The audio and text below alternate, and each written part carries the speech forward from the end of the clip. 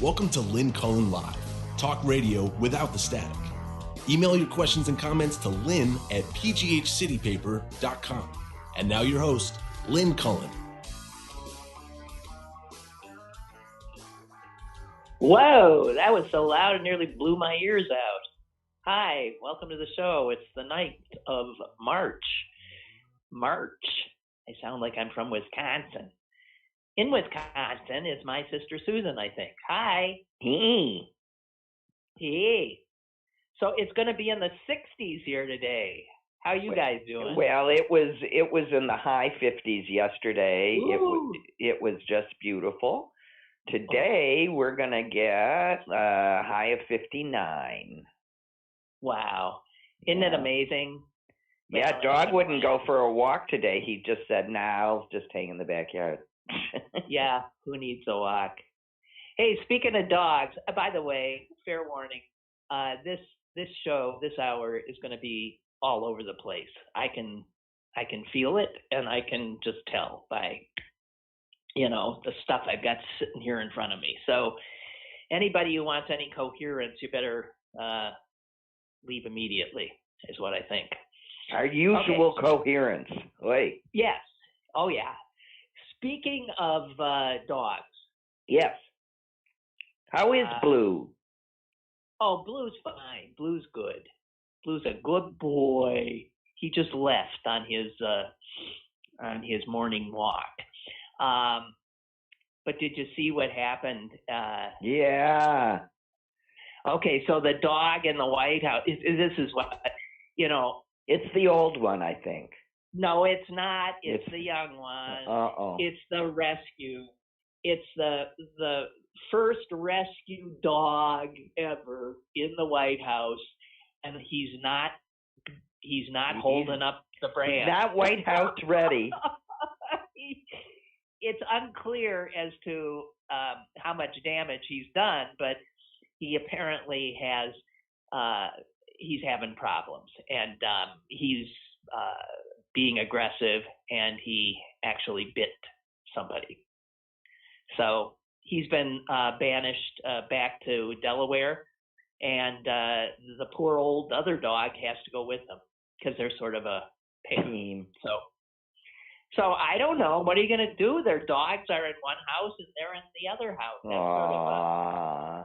I don't know if they can't just get a dog trainer to come and get them under control. Work this out. Yeah. Well, you don't know that they aren't going to do that, but in the meantime, they got to disappear the dog because he could. They don't want to have to kill the dog, and they can't let the dog. No, you can't kill him. Well, we don't know how bad the bite was, but he apparently did bite somebody. And we were just talking about this because we have a mutual friend that a guy that like most men that like dogs I know say, all dogs love me. I don't have a problem with dogs. All dogs love me. Our brother says that. Mike says that. Well, my dog has bitten both of them. Because they refuse to do what they're told to do, which is by me and the dog, which is to stand still, please, until I can make sure that you are okay. And both of them just brushed him away and kept walking. And both times he stopped them, and they were just shocked. But no real damage done except to a pair of white pants that Mike was wearing. Sorry, Mike, but he then gets attacked again. I mean, this is not unusual, folks, and it's family dogs who think they're just fine, but this was a little guy, and that dog, I don't know what happened, but he just jumped up and attached itself to Mike's lip. Yeah. And that's 3 surgeries later. So, these things, you gotta...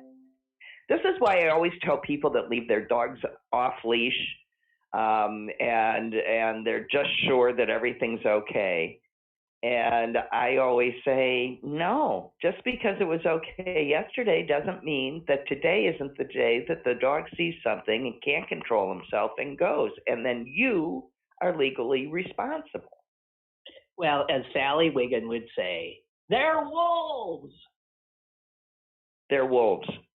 And you don't know when that side of them come out. The wolf will kick in. So you got to all of which is to say you got to know your dog and be honest about it with yourself. That's right. And Susan's dog scares me. And he's the sweetest thing, but I don't blame you. He does have a So I've listened to Susan, and I sort of steer clear. So I'm one of the few who hasn't been at least even nipped at. I don't think. No. There was another friend's dog who was famous for biting everybody, including his owner, and he never bit me either. And I don't know. I'm not saying dogs like me. I'm saying I'm aware and sort of watch myself. Which brings us, forget dogs, to something I never heard of but apparently exists. It's big in the Netherlands. It's come to the United States. And during the What? I saw one. Go ahead. No, I don't know if you're talking about the same thing. What'd you see? A robot dog? No, I'm not. Oh, they creep me out. Oh, no. Weird. I saw this woman walking this robot dog, and it stops and it looks around, and it's just a hunk of metal, and it's so creepy. Oh God, I can't stand that stuff. I can't stand it. God, take me before. But who prefers a relationship with a non-real thing? Well, I don't think anyone prefers it. Oh, somebody's finding it emotionally sustaining, or why is she out there? I guess just to get attention. Okay, go ahead. Yeah. I interrupt you. And because if you can't, no. So this has to do not with dogs, but with cows. And there are people who spend $75, I guess that's the going rate, to be able to be near a cow, very near a cow. In fact, to cuddle the cow. See, like dogs, I find cows not necessarily as cuddly as they might look. No, You've been chased by a few. I was chased by a bunch of cows. Scared the holy hell. Who knew cows even ran? Who knew Lynn Cullen even ran? Oh, man. I was Speedy Gonzalez. I was like straight up this hill, which they couldn't get up. I grew up in a state where cows are everywhere. And I've seen them sort of slowly walk. I've seen them almost always standing, on occasion sitting. I never saw a cow gallop. And I didn't see much of the cow galloping since I was. Because you were going the other way. But, geez, I was with my dog at the time, and the dog was every bit as scared as me. We ran. Oh my God. So I don't think of cows as cuddly, mostly because they're so huge, and also they don't have, cuddly fur. But it turns out that this is something in the Netherlands, and then some place in Arizona, I believe it is, that rescues cows and other beasts, bigger animals. So they have cows there that are so used to cuddling that you pay $75, you go in, you sit down on the ground, and darn if the cow doesn't come right up to you and stick its head in your lap. And then you can just lie down and it lies there with you and loves being petted and cuddling. Who knew? Everybody loves to cuddle. There you go. Even cows, $75 an hour. Cow cuddling. And the reason it took off in this time is because some people because of the pandemic, have not had a hug, have not been able to cuddle with anybody. I know the feeling. With So they're giving the cows COVID? No, they're not giving the cows COVID. They're cuddling with the cows. The cows are fine. I saw a few pictures. It was adorable. Just telling you. Who knew? Cow cuddling. All right. Well, but the CDC has given me permission to hug my children and grandchildren if they agree to such. Yeah, I thought of you, and then I thought, well, I don't know. I don't know if your children will want me near them. No. It was they who stuck me up in Green Bay in quarantine. It's going to be hard in a lot of families, because someone like, in a family that doesn't have the kind of good communication that you have with your children, you can see a grandparent saying, hey, all right. No, that does happen. I mean, that does happen, and it is problematic. I mean, yeah, of course. My children come from a very large family, and with all different viewpoints. And one of my kids is about to give me another grandchild, which I'm thrilled about.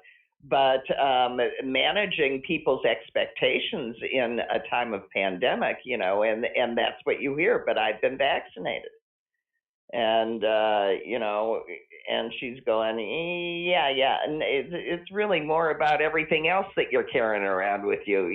Apparently now, do you know that if a newborn gets a fever, they have to go to the hospital and have a spinal tap? So in the first 2 months, so they don't want your kid be pre-COVID around anybody. What? Wait a minute. If a kid if an infant? I have to get a whole bunch of vaccinations again to be around my grandchildren. I did that the first time. I'm going to do another one this time. And yeah, the big thing is that, I mean, they're just as afraid that the baby would get a cold or a flu or something.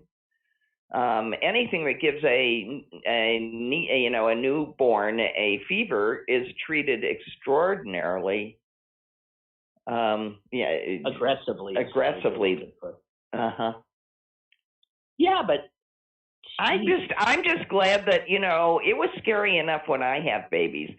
They make it so scary these days. Well, this is what I was going to say.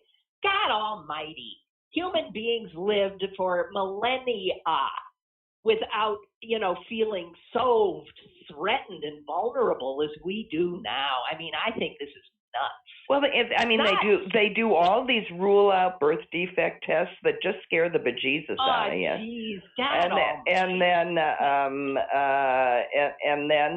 now, heaven forbid, someone should breathe on the child for the first 2 months, and it's like, how did anybody survive? Well, we did. And when you do this kind of thing, you end up I think you end up They don't get normal immune systems. Yeah, they end up being, exactly. They have allergies. They're not immune to a damn thing. This is ridiculous. No, okay. We're moving on to another subject because this annoys me. This is funny. Susan, you only have one kid, unmarried. Imagine how I feel. God. No, we do pretty well. Go ahead. We do pretty well, but I do think Americans are getting, snowflakier and snowflakier. Yeah, I know, but you also can't blame a new parent for listening to what their medical advice is. No, that's the medical advice seems to be afraid, be very afraid, and I don't think that's healthy. My advice to your daughter and son-in-law, because I was asked to give it in a written form, right? Yes. I said, don't read any parenting books. Don't go. Just go with your loving and instinctual desire to protect your child. But we make something that is relatively simple so complicated. And then you think of how, somebody can't even come to your house with a kid without carting in 500 pounds of equipment, right? Oh, yeah. That too. We didn't used to have that. What the? Even just 20 years ago, we didn't have that. Or some of us didn't. Jesus.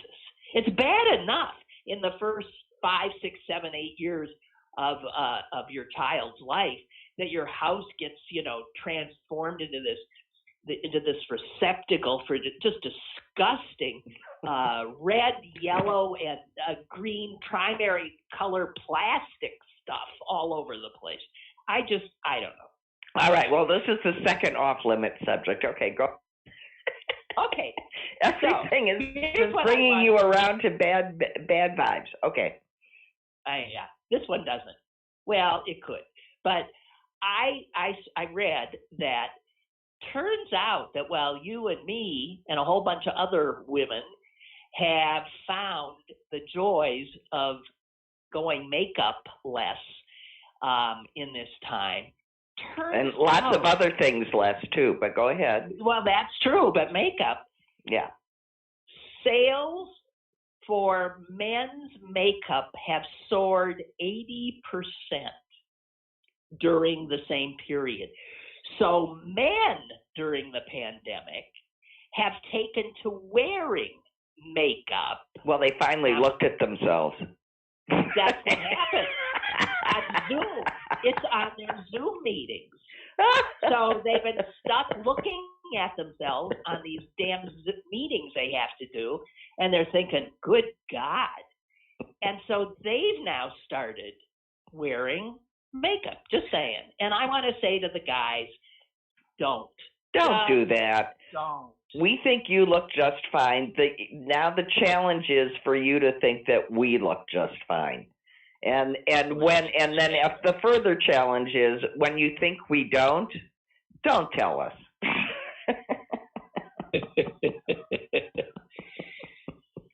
Okay, that brings me to one of the stories I have here, actually, Susan. Yes. This is where is this idiot? This is in the religion section of the newspaper. Where I confess I did not read that. Okay. Where you can find a lot of idiots. Wait a minute. Oh, and of course, Susan, it's from your old state of misery. Misery. Yeah. So. Hey, Roy Blunt isn't running again. I know, and that's bad news because he'll just be replaced by somebody worse. A pastor in Malden, Missouri. Oh, is that where that jerk was from? I didn't read this. Okay, go ahead. Gave a sermon at the First General Baptist Church. And I'll just read some of this, of what he said. I'm not saying every woman can be the epic trophy wife of all time, like Melania Trump. And he had a large picture of Melania Trump behind him. Most women can't be trophy wives like her. Maybe you're just a participation trophy. But you don't need to look like a butch. He was just getting warmed up.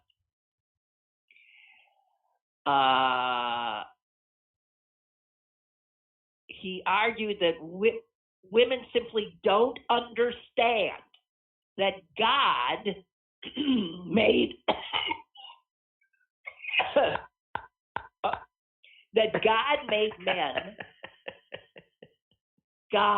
men to be drawn not to women per se, but to beautiful women. God made men to be drawn to beautiful women, and so women must look attractive. And then he goes on, these are his words, but you say, how can I do that? Oh, I'm so glad you asked that question. If you were sitting in my office, here is the first thing I would say to you. Weight control. Put down those cupcakes, wear makeup, and experience the miracles that can unfold. Praise God for makeup. It's like Bondo for dented vehicles. It's like crack filler for your drywall.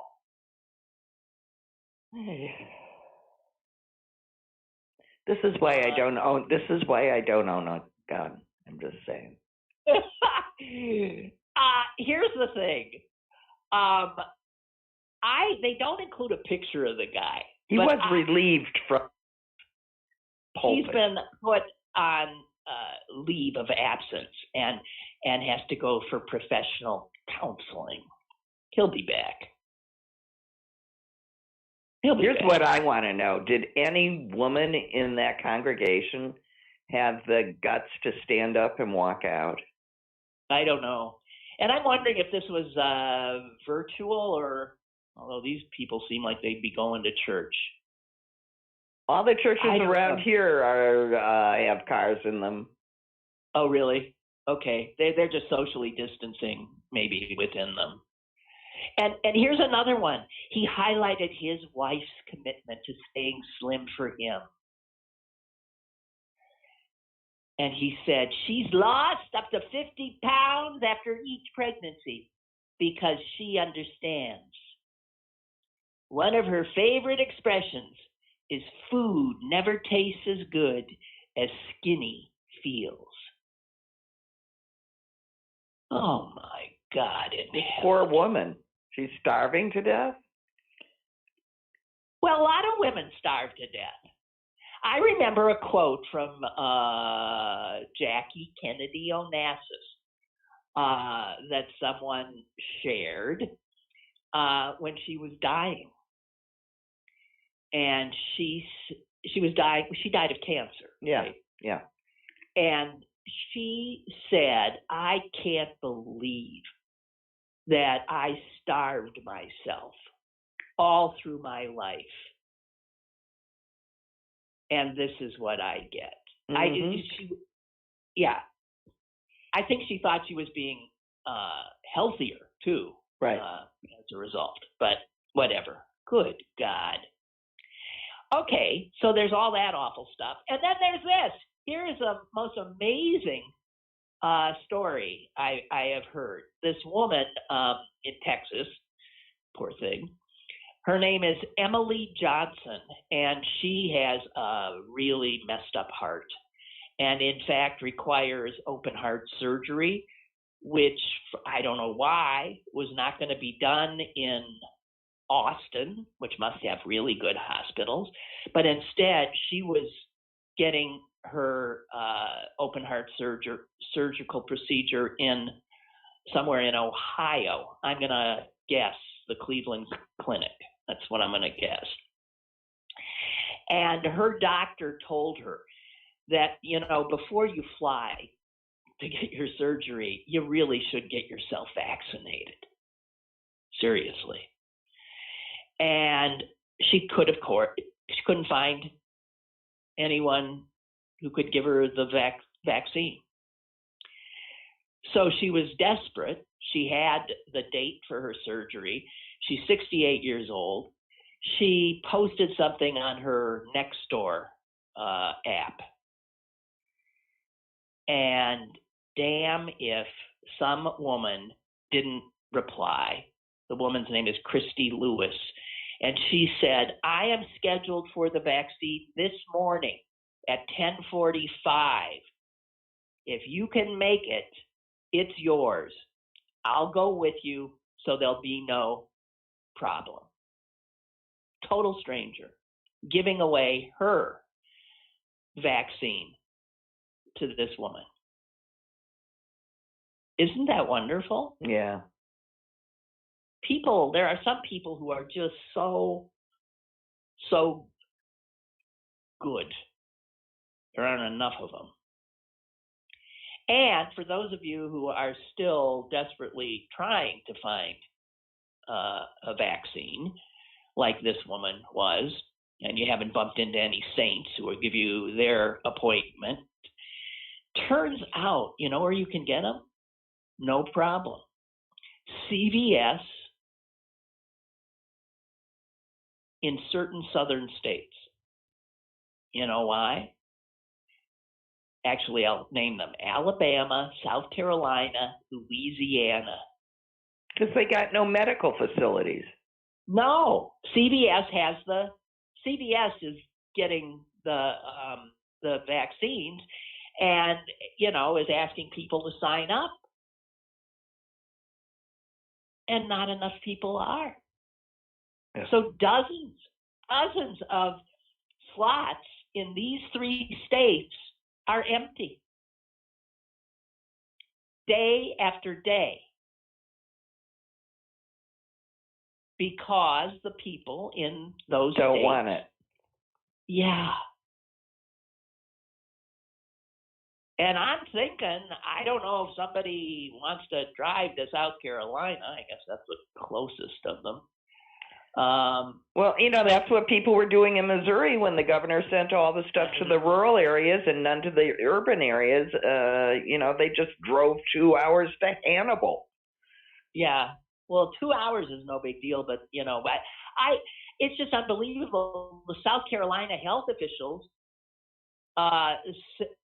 were so concerned that they decided, well, let's lower then the age eligibility and fill these slots. So they lowered it to 55, and they're still not filled up.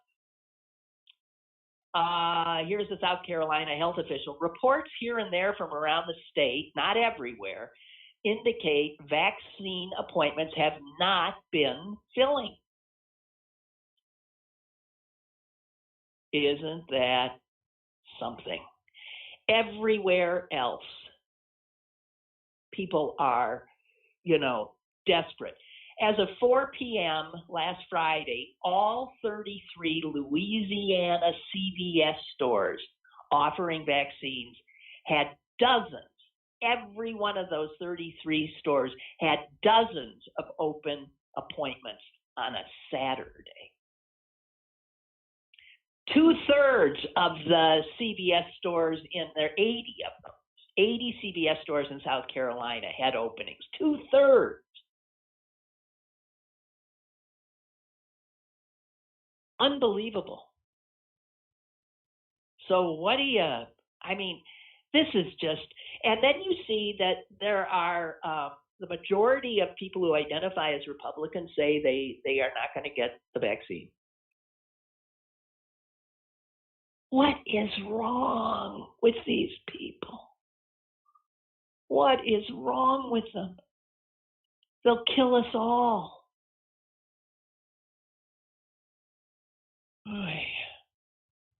All right, Susan. Yeah, I passed away 5 minutes ago. Why? Why? Because you're depressing. Go ahead. Here's a good one. I think our brother sent this to us. Yeah, he did. An albatross named Wisdom has astounded researchers by hatching a chick at the age of 70 years old. Gee whiz! 70-year-old albatross is still laying eggs and hatching viable chicks. Well, that's why they call. Imagine never right. outliving your reproductivity is somewhat of an albatross around his neck. I don't. This albatross, by the way, is the world's oldest known banded wild bird, and that's how she was first identified and banded on Midway at the Midway Atoll in 1956, and she's probably personally responsible for half the albatrosses flying around right now. She has logged hundreds of thousands if not millions of miles flying around the northern Pacific Ocean. Is that not amazing? Yeah. Now, albatrosses do live very long lives, but she is so much older. They don't live that long. Unbelievable. The professors, the ornithologists that are dealing with her say, you wouldn't expect a bird to be quite as much of an outlier as she is. My God. The oldest banded albatross I ever came across was 61, at least, and it's 9 years younger than she is. And albatrosses mate for life, but obviously this one has had more than one mate because she buries them all. I'm just saying. Isn't that cool? I'm just laughing. I'm just laughing, thinking that I know our brother sent it because he's so fixated on age and aging. Is that why he said it? Oh, I thought he was fixated on just animals. Well, maybe. I think that. Well, maybe this is the unique, crossing of his two obsessions. Right. So I want to tell you that we have a caller. So. Yeah, somebody trying to, stop our conversation, right? Yeah. Hello. I am so sorry to stop your conversation. I knew, but see, I knew that you knew that it was me. Did you know that? No, I didn't know that. The only reason why I called, I was listening in the beginning. My phone rang. I pick it up and have a conversation. I mute you guys and I unmute you, and you're talking about Republicans, refusing to take the COVID vaccine. Yeah. The phone call that I got was my being scheduled to get the COVID vaccine. Yay! So there you go. And I said, now, isn't that a coincidence? I'll make a phone call. So doesn't that feel good? Yeah. And then I was posting while I was waiting, online on Facebook that I usually don't talk about anything that personal on Facebook. I usually just argue politics, but I put it up there. But I said, since I'm so cool and well liked and such a trendsetter, I have to tell you people that I'm getting my COVID vaccine tomorrow. So well, I don't know which vaccine I'm getting, so I'm going to assume it's the first one. You find out, contrary to the Catholic Church's fantasy that you get a menu and you get to pick, you get whatever they're handing out that day. Yeah. Sure. And with the assurance that you'll get the same thing if you need the second shot, or you'll get the J&J and you'll only need one, and it's 1 and 10. Yeah. Yeah, see, I could have got it last week, but they wanted me to drive like 25 miles. So I don't see anybody. I'm not going anywhere. I said, as soon as they get it in Canonsburg, that's when I'll do it. And they got it, they got it in Canonsburg. I had to drive like 2 miles or something like that to get it. So. Well, I think. Why don't you walk? It'll be good exercise. You can walk 2 miles. You should see. Have you been to Canonsburg? If you would see where I live compared to where this hospital is, it's hill. And they go up a mountain. No, I know it's good exercise. I just think for every hill, for every up, there's a down. Tap the way. I think the downs are harder, if you want to know the truth. Yeah, they are on my knees. On the knees, they're much harder. Yeah. Unless they're in pillows. Yeah. The downs and pillows are pretty soft. But very cute, Clarence. Very cute. Yeah, all my downs will be coming back. It's completely up. It's up and then up some more, and then and it's like a lot of highway too. It's not like I can actually get to the hospital. Through town. Yeah. But anyway, all right. That's all I want. That's the only reason why I called. Oh, well, we're thrilled. That's great. We're glad. Great. Yeah. I was trying to think of an albatross joke, but I wasn't quick enough. Thank you for giving me the opportunity to use the down one. All right, you. Okay. Hey, happy for you. Bye. Thank you. Okay. Goodbye. Bye. Bye. And We have another caller. Hello. Good morning. Good morning. Good morning. Hey, when you're talking about these people are going to kill us who refuse to get vaccinated, Yeah. unlike the mask thing where they were killing everybody else, if they don't get vaccinated, aren't they like just going to do themselves in? Ultimately. Well, maybe. Maybe, and a few of the people that aren't allowed to get vaccinated yet. And when it's all said and done, like when we reach that herd immunity stage that Fauci talks about, like, later in the year. Well, we might not. But we might not. Those people keep us from doing that. Yeah. I mean, the ultimate goal is to kill off the virus. Yeah. I'm sorry? So they're a danger to themselves and to their family and to the people, their friends, the people they hang with. They're the biggest danger to. And assuming they're hanging with other idiots, because people tend to stick with their own kind. It seems they're playing with fire. I would think. I mean, I've been always annoyed at all the non-mask wearers, and really, you see them in hardware stores and like Tractor Supply Plus. I had to go there the other day, for my pet. But I mean, it's that one demographic, white male between 20 and 45, and some older guys, but really it's them. But when it's just about the vaccine, I mean, if we're all vaccinated, all the sane people are vaccinated, well, they can just go just kill themselves. Isn't that the way we should be looking at it at some point? Well, a little portion of me does feel that way, but I still would want to be able to reach herd immunity. I mean, as someone pointed out a few days ago, the reason that we don't have smallpox marks on our arms anymore is because we eradicated. We eradicated it. So you're saying that, like, maybe in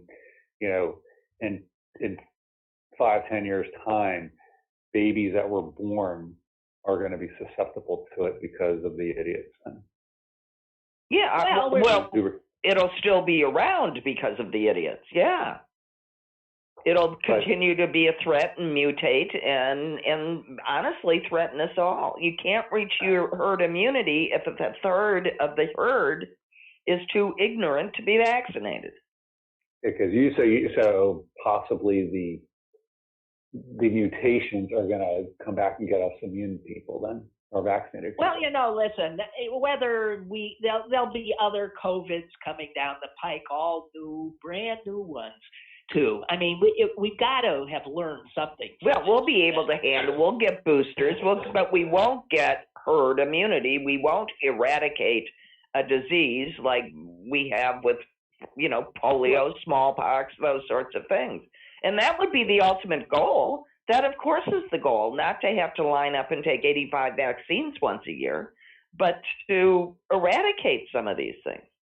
Yeah, well, exactly. Lynn just said something really funny.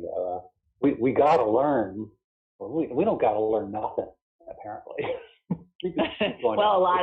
What I've learned, which has made me sadder and wiser, is that an awful lot of my fellow country people are selfish fools. That's all. That's what I've learned, and we got to live with them or die with them. They do seem to want to kill as many people.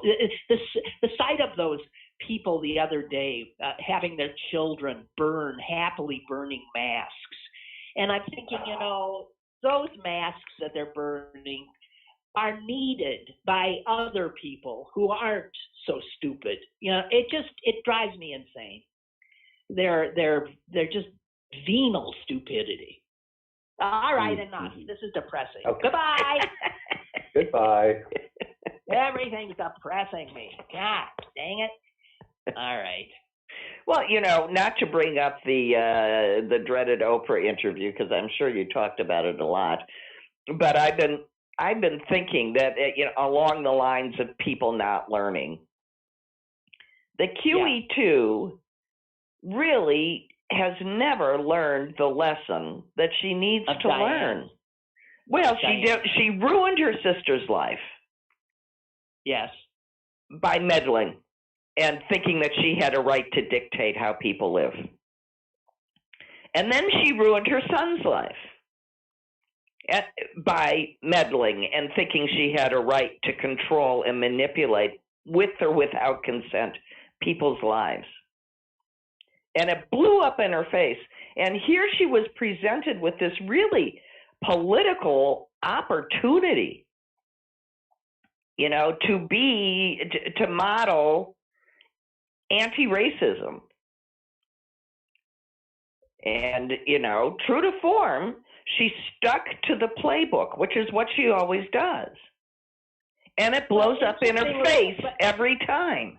Yeah, but I think they went out of their way to say that she was nothing but kind and welcoming, and he still talks to her. No, and so does she. I'm not saying that it's her personal relationship. It's the whole institution, which she has been trapped by as well. Well, right, but I'm saying I do think that in the end, I agree with you. It is the institution steering the ship. But I am telling you that if QE2 said, this will not be, we will protect her in this instance, it's good for the family. That's right. It was a missed opportunity. It was a missed opportunity, and it is in a string of those kinds of it's always the messing with familial relationships, or in this case, refusing to, which had the same effect. What'd Mom think of it? Mom was just, felt sorry for her and was horrified. I'm more interested in the people that just want to be stuck on this thing where she's so powerful that she bewitched Harry, entrapped Harry, forced him out of that this is all her. Well, that's what the British tabloids, that was their narrative. And, here's the thing. What the hell do any of us know? What do we know? Right? What do we know about? It's just craziness. It is just crazy. I mean, my instinct is to believe the couple because, why not? How is this in their best interest if it isn't true? So, what is so this all, but beyond that, you're absolutely right. That's what I've been suggesting to people that seem to have very strong feelings about this. Precisely what do you care about this woman in particular or her marriage to this man? I mean, do you, in the end, I think that what it is a lot of white women that think that a black woman nabbed Harry, and how dare she? Well, you don't know. I'm telling you, you don't know. This kind of dishing on. I know it's not up your alley, but no, and it doesn't bring out the best in anybody. No, it doesn't. It appeals to our worst instincts, and it's like, I often, when people say about actors or anybody that they see on screen, I don't like them, or I don't like her, or and I'm thinking, well, what do you know them? Yeah, I mean, so this is just like these basic kind of gut reactions to human beings that we all have. We all do that. I don't like, and I said, I've never really liked her. I said, I don't like her, I don't think. And then this other part of me says, what the hell do you know? But we all react to various things in people, right?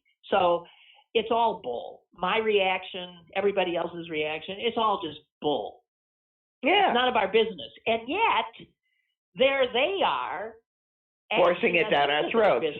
I get it. Well, so the whole thing is just, pfui. Yeah.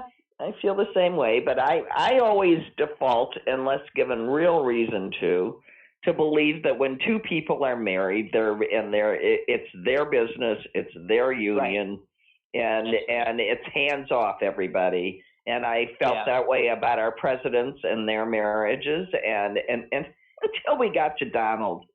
And then I even feel that way about Donald and Melania. They deserve each other. That's fine. Yeah, they seem perfect. So here's after I just said all that about what do we know and stuff. I am also in the same tawdry, then kind of thing. I am watching Allen versus Pharaoh. Right, which I can't bring myself to do. Wow. So I've seen 3/4 of it now. It's 4 hours, and they've done 3. And I have to tell you, after doing the third, he is the most horrible person. And I've never quite got there before because, he just didn't make sense, and he's funny, and he's smart, and he does all these good movies, and oh my God, you should watch this. So did Roman Polanski. Yeah, right. Okay. So, an awful human being. Horrible human being. I'll say again, I always looked at his comic characters, and you saw self-deprecating funny, and I saw what an awful human being. That just foul abuse because it's, muttered by a funny-looking little Jewish guy. It's cute and clever. I just thought he was always front and center with exactly who he was. I didn't necessarily know he was, molesting his little girls, but I never saw him as witty and funny and clever. And in fact, the movies that I did like of his were his serious movies. But I thought his first movies were just wonderful. The one where he's a sperm. That was sort of funny. That was funny. Hysterical. Or the one where which was the one? Is it the same one where the vegetables were all these huge vegetables? I think that was the Banana Republic one. Well, I don't know. His stuff I thought was hysterical. But yeah, and this documentary goes into how he sort of groomed his audience to see old men with teenage girls as perfectly normal. So that in so many of his movies, that is the dynamic. An older man, 30, 40 years older, with a 16, 17-year-old girl. And it's because that's what he likes. And in the case of his child, Dylan, I'm sorry. Wow.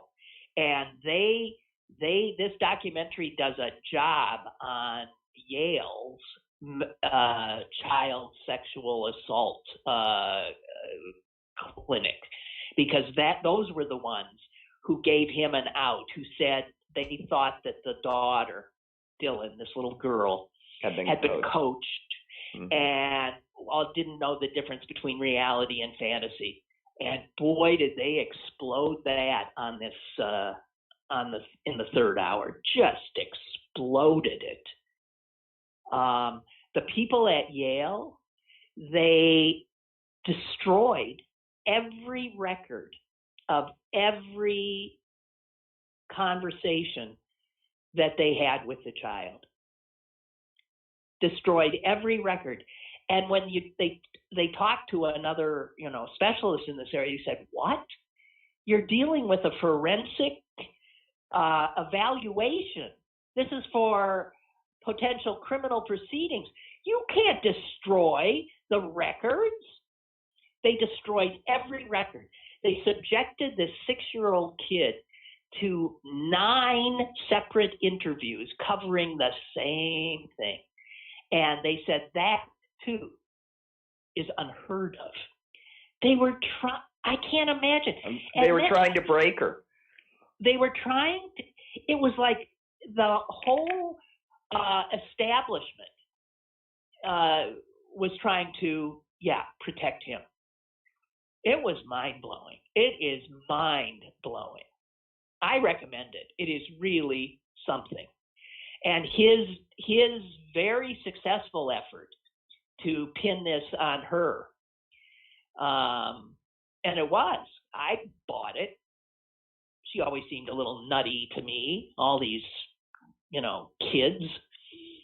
I thought she had, some issue needing to always have, I still can't believe, every time you look at pictures in this documentary, there's already grown children and then she's holding a baby. I mean, she did this, she kept taking in babies for like 25 years. It's amazing. I don't know.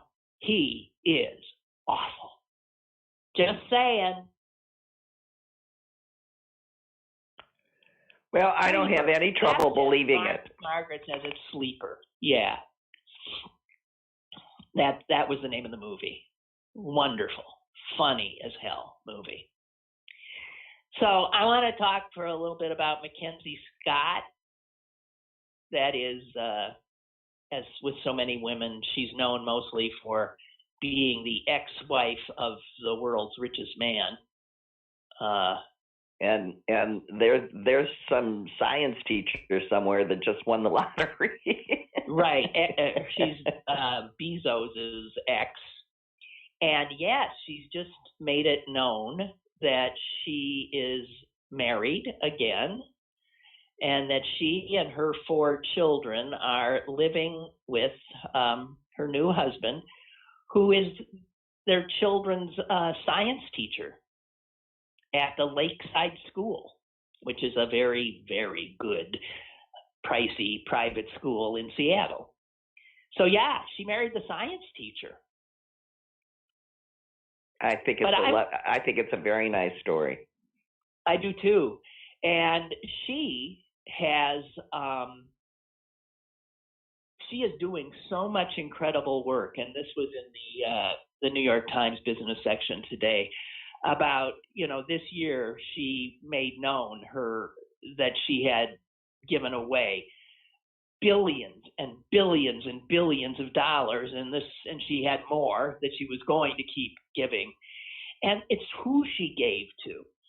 She gave to the YMCA, to little chapters all over the country. I know here in Pittsburgh, the YWCA got a bunch of money from her, which was huge for them. To keep them afloat, yes. Yes. She's keeping institutions open, yeah. She gave tons to historically Black colleges and universities, to food banks, to organizations supporting LGBTQ equality, to efforts to fight climate change, to groups battling racial inequities. This is where she was focusing her stuff. And because it was during the pandemic, the Times says that she is responsible for 75% of all COVID-19 related charity given by billionaires. So think of all these billionaires, and there's lots of them. She gave 75% of all the money that big rich group gave to COVID related. Yeah, that so makes me sick. Yeah. Because I know what regular people were doing, which is at Christmas giving their money to food banks, trying to keep their neighbors absolutely afloat. Right. And that wasn't the absolute knee-jerk response, if only in their own communities. Yeah, absolutely. Incredible. So I came across this story. It is so disgusting. I got to share it. Oh, boy. 3 California boys have been expelled from their Catholic school because of something their mother did. It turns out their mother, these kids had nothing whatsoever to do with this. Their mother put risque photos of herself on some internet site. It's a non-public site. It says it's called OnlyFans channel. You only get to see what's on it if you're a paying customer. So how did some other moms whose kids go to the Catholic school find out about it and ran to the school and told the officials at Sacred Heart Parish School in Sacramento about these disgusting photos that Crystal Jackson had put on this site? The school called her and said, your kids are out of here. Find another school for them. Now, this begs so many questions that I can't even begin. How did these good Catholic women who were so upset to have these innocent children in school with their children, how did they see these photos? How did they even know of such a site? Well, either they, their spouse, or their kids are paying people on the site. I mean, that's the answer. Somebody had to be on there. Are they in any way held? I mean, my God, is that not disgusting? No? Yeah, of course. Looking is not disgusting. And, you know, this is this new, I'm sorry, this is this new ethics system that seems to be arising under the guise of Christianity.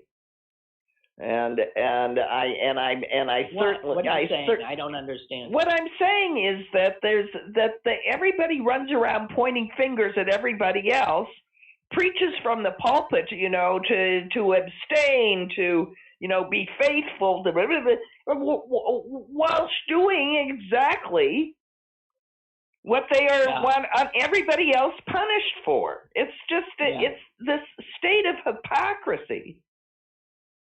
Yeah, that's pretty amazing. That you get to hold up, you know, your you know, whatever, I can't think of the word because it doesn't exist. You get to pretend to be all right while claiming that nobody else is. And it's just, it gets exhausting. I'm tired of it. Okay, so let's end on a happier note. We've been trying. That isn't working. What's the happy note? High C. Go ahead. See if you can hit a high C. I can't hit a high C. Maybe if somebody goosed me, maybe something would come, but I don't think so. Okay, this is a quote from an NBA Hall of Fame player, okay? And here's his quote. This is Charles Barkley. I know. This is another thing our brother sent us. Okay. Well, I saw it all by myself. Charles Barkley says, listen, I need all Jewish people on deck because I can only get so skinny by Saturday, man. It's like I'm a soldier, all hands on deck. What he was referring to is apparently his daughter is getting married to a Jew, right? And a Jewish, and he's expecting to be put in a chair and held aloft during the hora after the wedding and all the crazed dancing when the bride and groom are hoisted on chairs and danced around with, and then I didn't know that I don't think he has to worry. I don't think the parents get somebody told him. Well, in my recent experience, the only people that get hoisted and tortured and terrified are the bride and groom. Are the newlyweds. Yeah. And honestly, I have never seen one bride and groom that seemed to be enjoying it. They all seemed No, they're scared. terrified Yeah. that they're It's just going to be terrifying. thrown across the room and die I on know. their wedding night. Yeah. Uh-huh. No, I know. Relax, Charles. The chair will break before they get you in the air. It's no problem. Yeah. Wait a minute. Okay. So, so he was, I guess, said this on the Jimmy Kimmel's show, that he was scared out of his mind, that he was told that he's going to be, I mean, my God, can you imagine what he weighs? Who could lift him? No one's going to lift him. He's moving into a Jewish family. We're too smart to lift him. Oi, who's going to lift? Who do we have to lift? We got 4 rabbis here that say there's an exception to the rule, and it's Charles Barkley. It's definitely an exception. He doesn't have to get in a chair, and good God, we don't have to pick it up. Heavens. Okay. I leave you with a quote, which is so perfect for me. It's a quote from Duke Ellington. I don't need time. I need a deadline. Me too. I can't do my taxes. I can't. I haven't done them either. So I don't ever need more time to do anything. I just need to be told, hey, this has to be done by this time. Right. I need an anvil over my head, a literal anvil swinging. Right. So I don't need time. I need a deadline. And that's the truth. I wish you hadn't said taxes. Oh, God, right. Well, this is me trying to motivate myself. No, it's another thing I'm just avoiding. I have nothing to do, and I avoid them. That's right. I have only 2 things to do, and I can't, and I refuse to do them. Right, me too. Because they're things you don't want to do. Right. If I wanted to do them, I would have done them. I'll tell you what I'm going to do, and rather than do taxes, I have just about 30 pieces left on a 1,000-piece jigsaw puzzle. So I think I'm going to finish up this puzzle. And of course, the 30 pieces are the hardest part. It's all one color, all the same. How the hell you ever figure out where to put them, I don't know. But I'm going to finish it. This is my, I'm just thrilled. Thrilled! All right. Okay, Suze. Okay. I gave everybody fair warning about this hour. So yeah, if you hung in there, it's your own fault. Yeah, your own fault. You just wasted an hour. You could have been done. You could have been, doing your taxes. Yeah. Okay. Okay. Thanks, Suze. Bye. See ya. Bye. Is Katie bar the door? I'm heading out there into that sun. Or doing the puzzle, which I don't know. I'm going to do something. Bye.